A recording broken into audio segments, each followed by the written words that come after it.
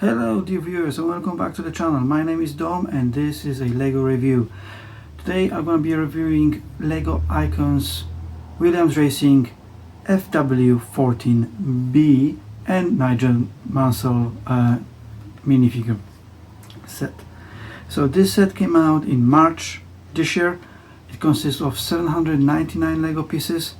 Currently, you can probably buy it for about £49.99. I saw it even as little as £45, so it's definitely worth buying it now. When it came out, it was £79.99, around that, so it was quite pricey.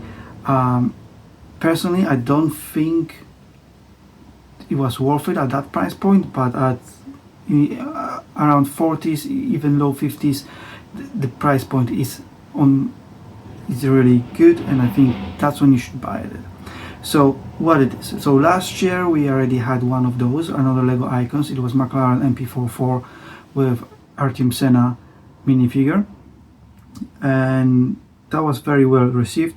So Lego continue with this new theme of F1 cars from the past, from 80s and 90s, and I actually really hope, a bit of spoiler alert, that they're gonna continue that, because that series is really good. I really enjoy it.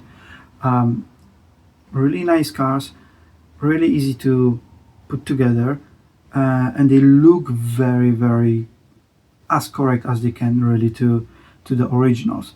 So this Williams car, FW14B, if you want any stats about this car, so this car has won 1992 championship, both constructors and for the driver, for Nigel Mansell. It won 10 races during that season, and it started in 16 Grand Prix, so that was pretty good. It's powered by V10 Renault engine, and one of the constructors, the person that was working on the car, designed the car, was Adrian Newey, so you probably know him. If you're interested in the one, Adrian Newey is obviously a big name, and it was also designed as Patrick Head. That was another designer on this car. What I like about this set, comparing to the McLaren, is the use of proper tires. So we have wider tires at the back and smaller tires at the front.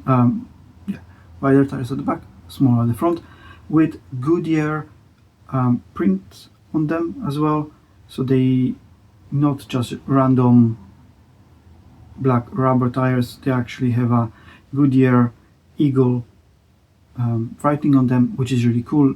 Adds to the aesthetics and to realism of the set. Lessons learned from Lego from the previous set from McLaren, where the tires were exactly the same and they were not printed. This one looks much better on the shelf. And also, I think the tires, the texture on the tires is slightly better. They actually feel a little bit like slicks.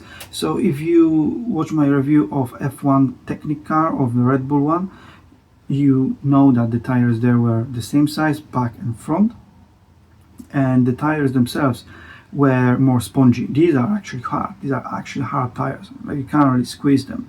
They're really nice. I really like about that, about this set. That they look more realistic. Other than that, so the colors, I really like the colors of F1 cars from 80s and 90s. Obviously the weight restrictions was a bit less important, so they painted the yellow, blue and white, and they didn't really care that much about minimizing the weight. It was all about the engine. Obviously the construction of the car itself mattered as well, but comparing to this year F1 cars and last year's, this generation of F1 cars, there's much more aerodynamics and elements. So I think this scale really works for this kind of sets, the sets from the 80s and 90s, because you can really capture everything about the car and you're basically not missing anything. With the current cars, bigger the scale, better. That's why I'm not a massive fan of F1 Speed Champions cars, because a very small scale and all the cars pretty much look the same. because you have such a small scale, it's really hard to capture all the details, and you need to go on a compromise. In here, perfect scale, 1 to 13 scale, and the car basically looks like the original, with some adjustments that's been obviously that's quite normal. But because the cars from the early 90s were quite simple aerodynamically, not take anything from them. Obviously, they were massive, they were very fast car, very low weight, massive engines. The aerodynamics were not as impressive as they are now. So simpler constructions, and that makes this set actually more true to the original, because you don't need to worry about putting extra bricks and more details to the floor and stuff like that, to the wings. No matter, they are very simple wings. So that's really good, and that's why I think that it would be really good if Lego continues with this series for the next year, and I hope they're not gonna over kill it with too many sets per year. 1 set, maybe 2 sets per year is perfect, and I really hope to see maybe some Ferraris, maybe see a Benetton, although not sure how they license that. I guess through the Renault, they could license it through the Renault and release the Benetton. Not so sure. I'm sure Lego has money to do that. So more about this set. Obviously, comparing to McLaren MP44 is exactly the same. The same sort of stand that you can remove the car from. I'll show you how to do it.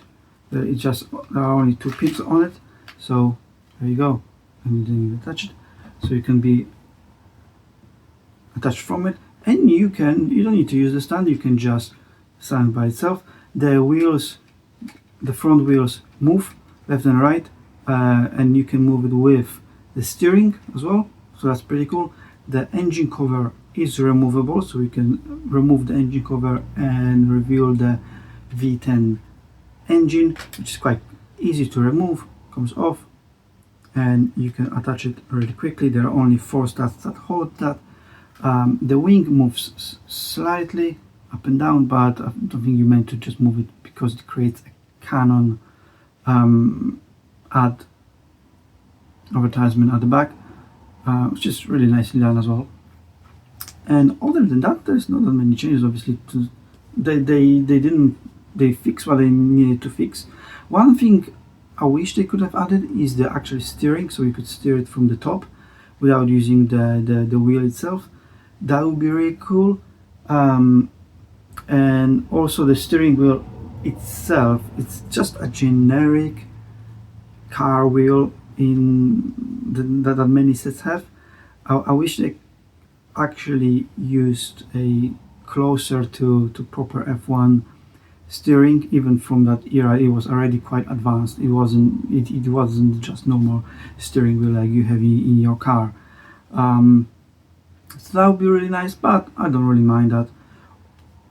I really like this set, and I hope you will too, especially at this price point. Like I said, it's no-brainer to buy now. If you're into F1, if you're into older F1 cars, this is a perfect set. And obviously, last but not least, we have the minifigure of Nigel Mansell with a little quote from him, a cap for winning the championship, and his helmet. Really neat, same as with the what we had with Artem Senna. So that will be it. I hope you enjoyed it. Also, the manual, I should have mentioned, the manual is really nice. It has about 6 pages dedicated to the car and comparison between these two, and also a page or 2 with pictures of Nigel Mansell and the car and a few words about him. That's a really nice touch. So for I'm gonna mention that.